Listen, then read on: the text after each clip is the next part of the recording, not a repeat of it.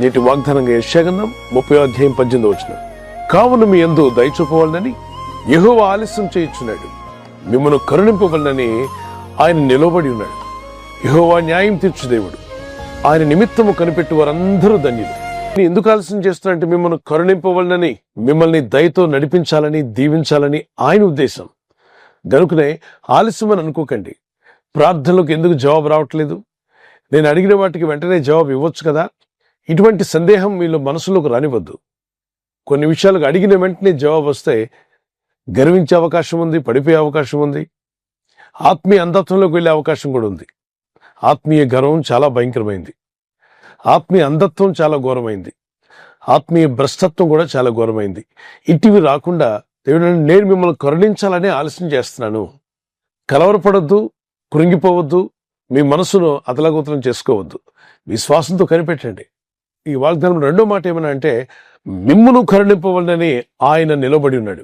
ఎందుకు నిలబడ్డావు ప్రభు అంటే నేను కరుణించడానికి, నీపై దయ చూపడానికి, నిన్ను బలపరచడానికి, నీ కన్నీళ్లు తుడిచివేయడానికి, కృంగిపోయిన నిన్ను లేవనెత్తడానికి, బలహీనతలో ఉన్న నిన్ను బలపరచడానికి, అనేక విధాలైన శోధనలు గుండా వెళ్తున్న మీ జీవితంలో జయం అనుగ్రహించడానికి ప్రభు మన కొరకు నిలబడి కనిపెడుతున్నాడు. ఎగ్జామ్ రాస్తున్న స్కూల్ స్టూడెంట్స్, కాలేజ్ స్టూడెంట్స్ యొక్క పేరెంట్స్ బయట గేట్ దగ్గర కనిపెడుతూ ఉంటారు. ఏమని? నా బిడ్డ ఎగ్జామ్ పూర్తి చేసుకుని రాగానే తను తీసుకుని వెళ్ళడానికి, కరుణతో, దయతో, తన బిడ్డ మీద ఉన్న ప్రేమతో తల్లిదండ్రులు ఎలా అయితే ఎదురు చూస్తారో మన ఈ జీవిత యాత్రాకాలంలో అనేక పరీక్షలు రాస్తూ ఉన్నాం. అవును, కొందరు ఆర్థిక ఇబ్బందులు అనే పరీక్షలు రాస్తున్నారు, కొందరు శ్రమలనే పరీక్షలు రాస్తున్నారు, మరికొందరు వ్యాధి రోగములనే పరీక్షలు రాస్తున్నారు. అనేక రకాలైన సమస్యలు ఒక పరీక్షగా నీకు ఎదురయ్యాయి.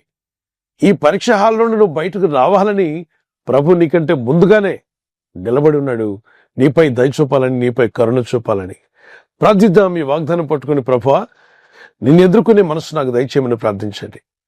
ప్రకటన గ్రంథం 3:20 ఇదిగో నేను తలుపు నొద్ద నిలిచుండి తట్టుచున్నాను, ఎవడైనా నా స్వరం విని తలుపు తీసిన ఎడల నేను అతని యొద్దకు వచ్చి అతనితో నేను, నాతో అతను భోజనం చేయను అన్నాడు.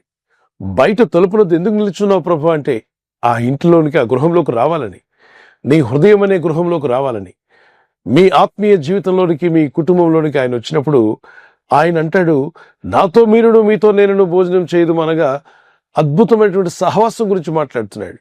ప్రభు సన్నిధిలో కూర్చోవడం, ప్రభుతో నడవడం, ఆయనతో కూడా కలిసి భోజనం చేయడం ఎంత అద్భుతమైనటువంటి ధన్యత కదా. ఈ ధన్యత ఉచితంగా ఇస్తా అంట. ఇటువంటి దయ, కరుణ మనందరి మీద చూపాలని ప్రభు అని దేవుడు నిలిచి ఉండి ఆయన ఎదురు చూస్తున్నాడు మీకు సాయం చేయాలని.